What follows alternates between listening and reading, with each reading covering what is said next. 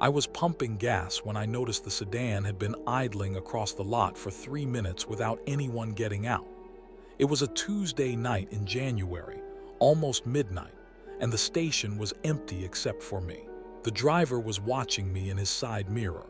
I finished fueling and went inside to pay. When I came back out, he'd moved his car directly behind mine, blocking me in. He stepped out as I reached my door. Tall, maybe 40, moving slow and deliberate. He motioned for me to roll down my window. I got in and locked the doors. He knocked on the glass and said my rear tire looked dangerously low. I checked my mirrors. The tires were fine. I told him through the window I was okay. He crouched down next to my door where I couldn't see him anymore and stayed there. I honked twice. He stood up and smiled. He said he was trying to help and I was being rude. Then he walked back to his car but didn't get in. He leaned against the driver's door with his arms crossed, staring directly at me, waiting. I reversed hard and clipped his front bumper. Metal scraped, but he didn't flinch. I swung around the pump and accelerated onto the road. His headlights turned on immediately behind me. He stayed 2 car lengths back for the first mile. I couldn't drive home. I turned into a neighborhood I didn't recognize, trying to lose him on residential streets. He matched every turn. When I sped up, he sped up. When I ran a stop sign, he ran it. I fumbled for my phone and called 911 while driving. The dispatcher asked my location. I read street signs I'd never heard of. She said to drive to any public place with witnesses and stay on the line. I told her he was right behind me. She asked for his license plate. I couldn't see it through his high beams. He rammed my bumper, light contact but intentional. Then he pulled alongside me in the other lane, matching my speed exactly. I looked over. He was smiling again. He raised his hand in a slow wave. Then he swerved hard into my lane. I braked and he braked. I swerved right and he followed. He was trying to force me off the road. I saw a lit diner ahead and yanked into the parking lot. He followed. I parked under the brightest lights directly in front of the entrance. He parked in the space next to mine. I ran inside with my phone and keys. A waitress and 2 customers. I told the waitress someone followed me and he was outside. She looked through the window. His car was there, but I couldn't see him inside it. She asked if I wanted her to call the police. I said they were already coming. She walked me to a back booth. I watched the parking lot through the glass. Minutes passed. Then I saw him. He got out of his car and walked slowly around the perimeter of the lot, looking at the building. Then he got back in his car and sat there. Police arrived 11 minutes later. 2 officers. They went to his car and talked to him for a long time. Too long. Then one officer gestured and he started his engine. He reversed slowly, looked directly at the diner windows and drove away. The officers came inside. They took my statement. One of them said the man claimed I matched the description of his ex-girlfriend's car and he thought I was her. A misunderstanding. He'd apologized. No warrants, no record. They asked if he'd touched me or made verbal threats. I said no. Not exactly. The officer said without dashcam footage of the chase or a recorded threat, the DA wouldn't pursue charges. He said I could file for a restraining order, but I'd need his full name and address. I asked if they got that information. He said they did but couldn't share it without a court order. They offered to follow me home.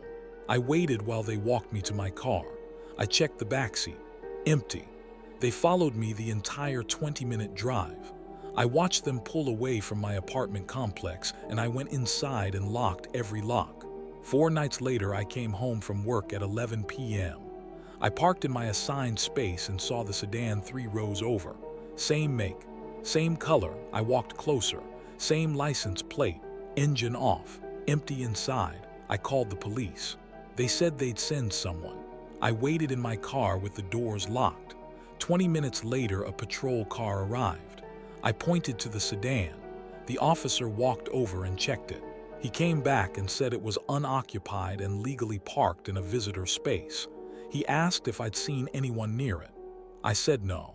He said unless someone threatened me directly tonight, there wasn't much he could do. He ran the plate. Registered to the same man. The officer left. I sat in my car staring at the sedan. I waited 30 minutes. No one came to it. I finally went inside. I checked my window every 10 minutes. It was still there at 1 a.m., still there at 2 a.m. When I looked at 3 a.m., it was gone. The next morning, I parked in a different spot on the other side of the complex, farther from my unit but under a light. I asked my neighbor if she'd seen the sedan. She said no. I didn't explain why I was asking. That night I parked in the new spot. I checked the lot before going inside.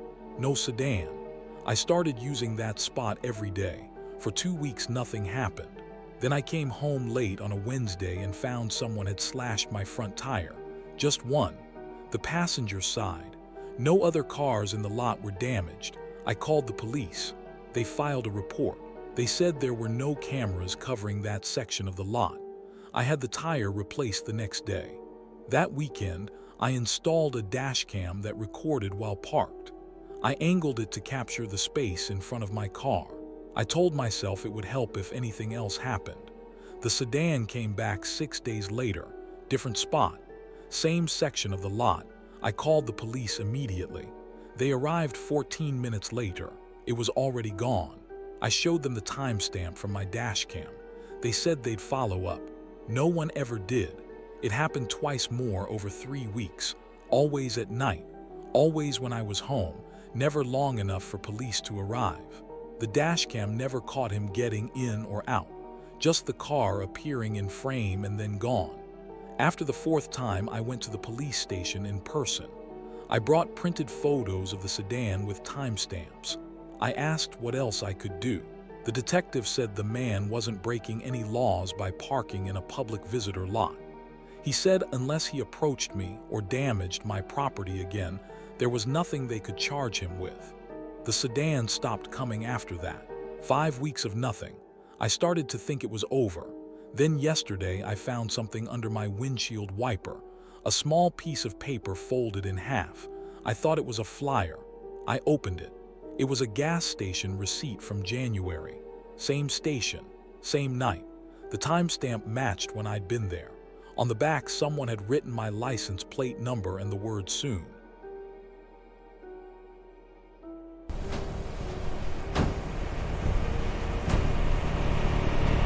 I woke up to someone breathing on the other side of my bedroom wall.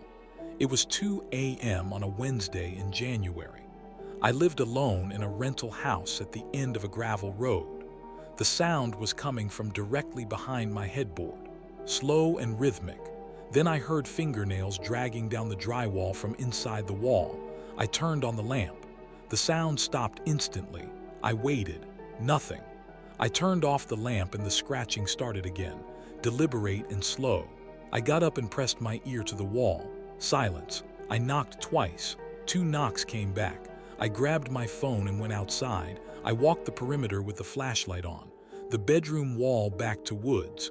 No crawl space, no basement, just foundation and bare ground. The siding was intact, no gaps, no damage. I went back inside and checked every lock twice. The scratching continued until sunrise. Then it stopped completely. I called my landlord at 7 a.m. No answer. I left a voicemail about something in the walls. I didn't sleep the rest of that day. That night I stayed awake waiting. 2 a.m. came. Silence. I started to relax. Then at 2:11 I heard 3 slow knocks inside the wall. Pause, 3 more. I didn't respond. The knocking moved slowly down the wall toward the corner, toward my closet. The closet door was standing open. I always kept it closed. I walked over and looked inside. Clothes on hangers. Boxes on the shelf. Nothing else. I checked behind everything. Empty. I backed out and closed the door hard. Immediately 3 knocks came from inside the closet. I opened the door. Silence. I checked the walls inside the closet. Solid drywall. No panels. No damage. I shut the door again and shoved my dresser in front of it. I heard something heavy slide across the closet floor on the other side. Then the doorknob started turning. I called 911. I told them someone was in my house, in my closet. The dispatcher asked if I could see them. I said no, but I could hear them. She said officers were on the way and I should leave the house immediately. I went out the front door and waited in my car. 12 minutes later, 2 patrol cars arrived. I told them everything. 4 officers went inside with flashlights. They were in there for 8 minutes. When they came out, one of them said the house was clear. No one inside, no sign of forced entry. I asked about the closet. He said they checked it. Empty. I asked about the dresser I'd shoved against the door. He said it was pushed away from the closet, sitting in the middle of the room. I told him I didn't move it. He said maybe adrenaline made me forget. People do things they don't remember when they're panicked. They asked if I lived alone. I said yes. They asked if I'd been drinking. I said no. One officer said old houses settle and make noises, pipes expand, wood contracts. It can sound like footsteps or knocking. I told him it responded when I knocked. He said I probably heard an echo. The other officer asked if I was on any medications. I said no. He said stress and lack of sleep can cause auditory hallucinations. I told them I wasn't hallucinating. He said they'd patrol the area, but there was nothing more they could do. They left. I sat in my car until dawn. When the sun came up, I went back inside. The dresser was in the middle of the room, exactly where the officer said. The police hadn't touched it. They'd opened the closet door and looked inside, and that was all. They wouldn't have moved furniture. I stared at it and tried to remember pushing it there myself. I couldn't. The closet door was open again. I walked over slowly and looked inside. Everything was exactly where it should be. I closed the door and left it closed. I spent the rest of the day at a coffee shop. I didn't go back until after dark. That night nothing happened. No sounds. No knocking. The closet door stayed closed. I slept on the couch with all the lights on and nothing disturbed me. I woke up exhausted but relieved. I thought maybe it was over. The next night was the same. Silence. I started to think the police had been right. Maybe I'd been hearing the house settling. Maybe stress and exhaustion had made me paranoid. I slept in my bed for the first time in 3 days. I actually slept. Friday morning, my landlord called. He said maintenance had an opening that afternoon and could check the walls if I was still concerned. I said yes. They arrived at 2 p.m. 2 men. They inspected the bedroom wall with a stud finder and moisture detector. They checked inside the closet. They said everything looked normal. No animals, no structural damage, no water intrusion. They said if I heard anything else to let them know. They left. I felt better, validated somehow. The house was fine. I'd been overreacting. I went to bed that night without any anxiety. I fell asleep easily. I woke up at 2 a.m. to my closet door slamming open and shut. Over and over. Bang, bang, bang, rhythmic and violent. I turned on the light and it stopped. The door was wide open. I got up and walked toward it. I looked inside. My clothes were on the floor, all of them, pulled off the hangers and piled in the center. I grabbed my keys and my phone and left. I didn't pack anything. I got in my car and drove to a motel. I called my landlord from the parking lot. I told him I was done. He said I had a lease. I said I'd pay whatever I owed, but I wasn't going back. He said I'd lose my deposit and still owe penalties. I said fine. I stayed at the motel for 4 days. On Tuesday, the landlord texted saying I needed to get my belongings out by the end of the week or he'd dispose of them. I asked my brother to come with me. We went Saturday morning. The front door was unlocked. I'd locked it when I left. We went inside. The living room looked normal. We walked to the bedroom. Every drawer in my dresser was pulled out. My clothes were thrown across the floor. The closet door was open. My brother asked if I'd left it like this. I said no. We started loading things into trash bags. We worked quickly. My brother kept glancing at the closet. I asked if he was okay. He said the house felt wrong. He said we should hurry. We were almost done when he stopped. He said he heard something. I listened. Scratching, faint but unmistakable, coming from inside the closet. We both stared at it. The sound got louder, closer to the door. My brother said we needed to leave. I agreed. We grabbed what we could carry and walked toward the front door. Behind us, I heard the closet door close. Slowly. No wind, no draft. It clicked shut. My brother didn't look back. Neither did I. The landlord kept my deposit. He sent me a bill for 2 months' rent. I paid it. He never asked what happened. He never mentioned maintenance or the inspection. 2 months later, the house was listed for rent again. I looked at the listing once. Same photos. Same description. One picture showed the bedroom. The closet door was in the background. It was open. There was something on the floor inside. I zoomed in. It looked like my clothes, the ones I'd left behind. They were arranged in a shape, almost like a person lying down. I closed the listing and didn't look at it again. Last week, I got a text from an unknown number. No words, just a photo. It was the inside of that closet, taken at night. The flash was on.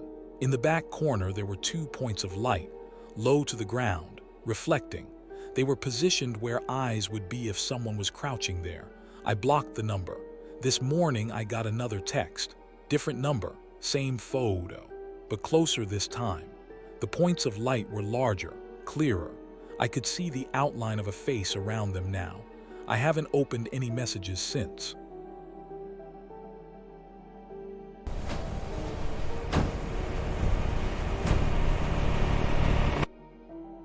The landlord texted at 6:50 p.m. saying he was running late and I should let myself in using lockbox code 4729. The showing was scheduled for 7. I was already parked outside. It was January, already dark, and the building looked half abandoned. 3 stories, tucked behind a closed shopping center. No other cars in the lot. I found Unit 2 billion on the 2nd floor. The lockbox was on the doorknob. I entered the code and went inside. Empty apartment. Lights worked. I checked the kitchen and bathroom. When I came back to the living room, a man was standing near the front door. He wasn't the landlord. Younger, maybe 30. He looked startled to see me. He asked what I was doing here. I said I had a showing. He said he did too. He said the landlord gave him the lockbox code and told him to let himself in. I asked what time his showing was. He said 7, same as mine. I pulled out my phone to call the landlord. The man walked past me toward the bedrooms. I stayed in the living room. I heard him opening closets. He came back out and asked if I'd seen the basement. I said I didn't know there was one. He walked to the kitchen and opened a door I'd assumed was a pantry. Stairs led down into darkness. He flipped a switch. A single bulb lit up at the bottom. He said we should check it out. I said I wasn't interested. He stared at me for a moment. Then he started down the stairs. I stayed where I was. He stopped halfway and turned around. He said it was weird that the landlord gave us the same time. He came back up but didn't close the basement door. He asked if I was renting alone. I said my boyfriend was meeting me here. He checked his phone. He said it was past 7 now. I tried calling the landlord. It rang 4 times and went to voicemail. I didn't leave a message. The man asked what he said. I told him he didn't answer. He nodded slowly. He said maybe we should leave. I agreed and started toward the door. He stepped in front of it, not blocking it completely, but positioned between me and the exit. He said he wanted to make sure I was actually supposed to be here first. I showed him the text message from the landlord. He leaned in to look at my phone. He said the number could be anyone. I asked who I got it from then. He didn't answer. He just stared at me. I moved toward the door. He didn't move. I told him to get out of my way. He said he would, but he didn't. I told him I was leaving. He put his hand on the door above my head. He said he didn't think that was a good idea. I stepped back and told him I was calling the police. He said go ahead. I dialed 911. The line rang once. Then he reached over and pressed the red button on my screen. The call ended. He said that wasn't necessary. My hands were shaking. I tried to dial again. I missed the button twice. He grabbed my wrist before I could finish. Not hard but firm, he said to calm down. I pulled my hand away and stepped back. He let go but moved closer. He said I was overreacting. He asked what I was so afraid of. I didn't answer. I backed toward the kitchen. He followed slowly. I felt the counter behind me. He stopped a few feet away. He said if I really had a showing, then the landlord would show up eventually. He said until then we should just wait. I asked why he cared if I left. He didn't answer, he just looked at me. The silence stretched out. I moved along the counter toward the basement door. He stepped sideways, blocking my path. He said the basement wasn't safe. He said there was no second exit down there. I lunged for the front door. He caught my arm and pulled me back. I screamed. He clamped his other hand over my mouth. He said to stop. I bit his palm. He jerked his hand away and swore. I ran for the door and yanked it open. He grabbed the back of my jacket. I twisted out of it and stumbled into the hallway. I heard him behind me. I ran for the stairs. My footsteps echoed. His echoed right after. I made it to the ground floor and shoved through the exit door. The parking lot was empty except for my car. I sprinted to it and got in.